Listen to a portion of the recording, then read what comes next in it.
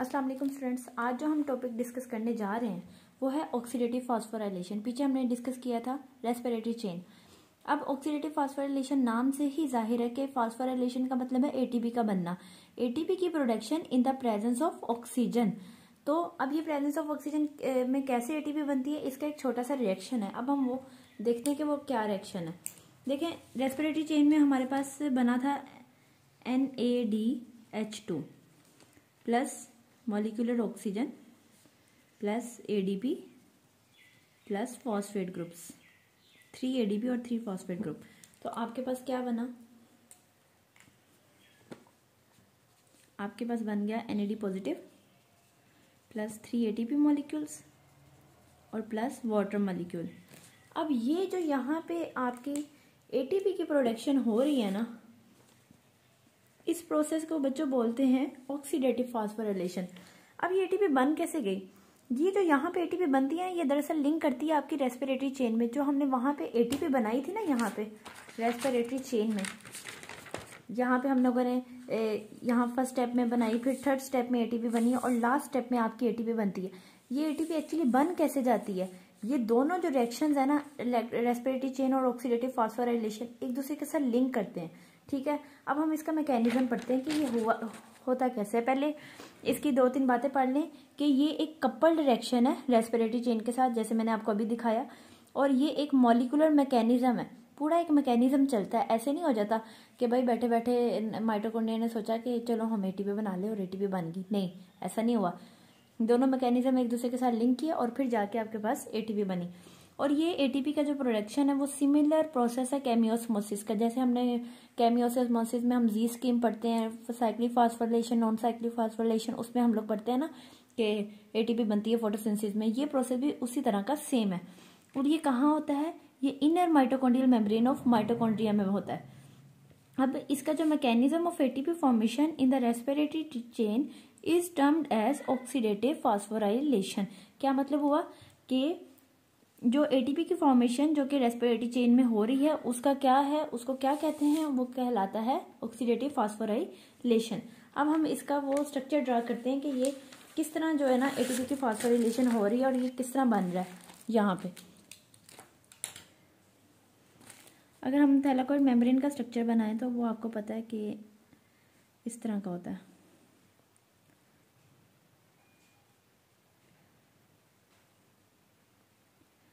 अगर हम यहाँ से जो एक क्रिस्टे हैं इसको बड़ा करके देखें, इसको एनालाइज करने के लिए ये क्या है, तो वो हमें प्रोसेस सारा समझ आएगा। ये देखें स्टूडेंट्स,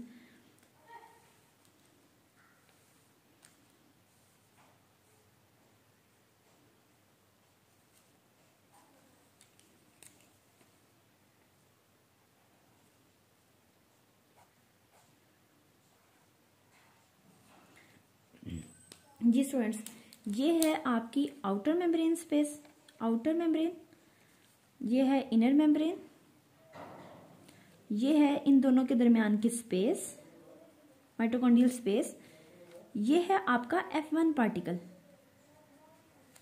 ठीक है, F1 पार्टिकल को हम जानते हैं, हम लोग एटीपी सिंथेज भी बोलते हैं।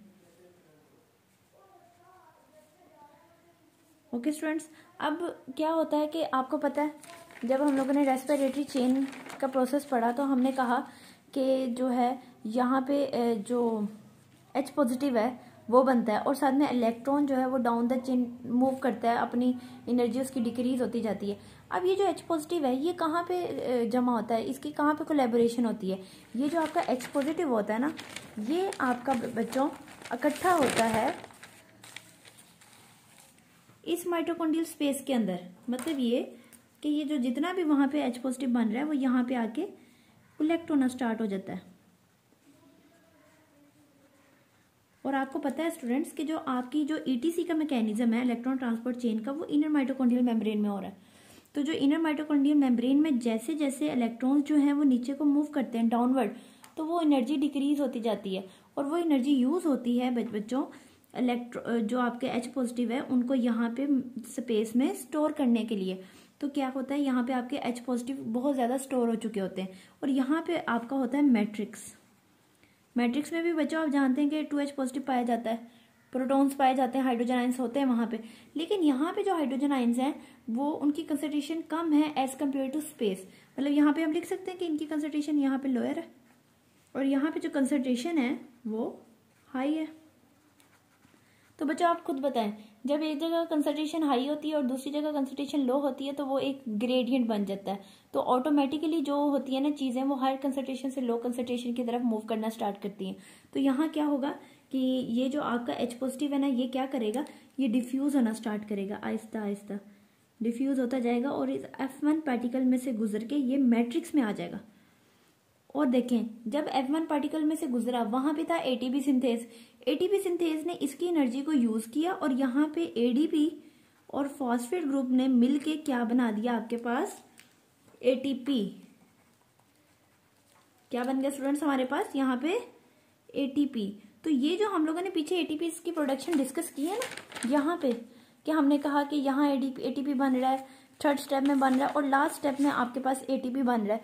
तो ये स्टूडेंट्स एक्चुअली बनता कैसे है एटीपी, वो ये ऑक्सीडेटिव फॉस्फोराइलेशन कपल कर रही होती है आपके इलेक्ट्रॉन ट्रांसपोर्ट चेन के साथ और ये एक ग्रेडियंट बनता है जिसकी वजह से प्रोटॉन्स जो होते हैं वो हायर कंसंट्रेशन से लोअर कंसंट्रेशन की तरफ जाते हैं और एटीपी सिंथेज से जब वो मूव करता है तो वो उसकी एनर्जी को यूज करके बच्चों क्या बना दिया जाता है, एटीपी।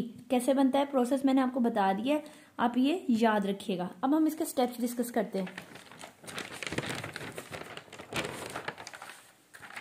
स्टेप्स क्या है बच्चों, पहला स्टेप है कि hydrogen ions are pumped into mitochondrial membrane space. अभी हमने पीछे पढ़ा कि जो ईटीसी के जो हाइड्रोजन आयंस है वो कहाँ कलेक्ट हो रहे हैं, माइटोकॉन्ड्रियल स्पेस में। पंपिंग एनर्जी कहाँ से आ रही है, मैंने आपको बताया इलेक्ट्रॉन्स में से आ रही है, क्योंकि जब इलेक्ट्रॉन रेस्पिरेटरी चेन में ऊपर से नीचे जाएंगे तो उनकी एनर्जी को यूज किया जाता है हाइड्रोजन को वहां पे पंप करने के लिए। Pumping energy comes out through electron which is transported on electron transport chain. और फिर क्या स्टेब्लिश होता है स्टूडेंट्स, आप खुद बताएं, ग्रेडियंट बनता है। हाइड्रोजन आयन एक जगह ज्यादा हो जाते हैं, दूसरी जगह कम हो जाते हैं। Then establish a gradient of hydrogen ions between the mitochondrial membrane and mitochondrial membrane space and matrix, उनका ग्रेडियंट बन गया। तो फॉर्मेशन ऑफ एटीपी हुई takes place through diffusion of hydrogen from mitochondrial membrane space into the matrix through F1 particle are ATP synthase. जब वहां से ATP synthase में से आपका हाइड्रोजन आयन गुजरेगा तो उसकी जो एनर्जी है उसको यूटिलाइज कर लिया जाएगा एटीपी की फॉर्मेशन के लिए। तो स्टूडेंट्स ये थी आपकी ऑक्सीडेटिव फॉस्फोराइलेशन कि किस तरह एटीपी बनती है। एटीपी कोई एवं नहीं बन जाती, एटीपी का जो प्रोसेस है वो कपल करता है आपकी इलेक्ट्रॉन ट्रांसपोर्ट चेन के साथ। तो ये आपका स्टूडेंट टॉपिक था ऑक्सीडेटिव फॉस्फोराइलेशन का। मैंने अब आपको जो है ग्लाइकोलिसिस से लेके ऑक्सीडेटिव फॉस्फोराइलेशन सारे टॉपिक्स पढ़ा दिए। इंशाल्लाह मैं इनके लिंक भी दूंगी डिस्क्रिप्शन में। अगर किसी भी टॉपिक के मतलब आपको कोई क्वेश्चन हो तो मुझे कमेंट सेक्शन में बता सकते हैं। चैनल पे न्यू है तो इसको सब्सक्राइब करें, वीडियो को शेयर और लाइक करें। Thank you so much, take care, अल्लाह हाफिज।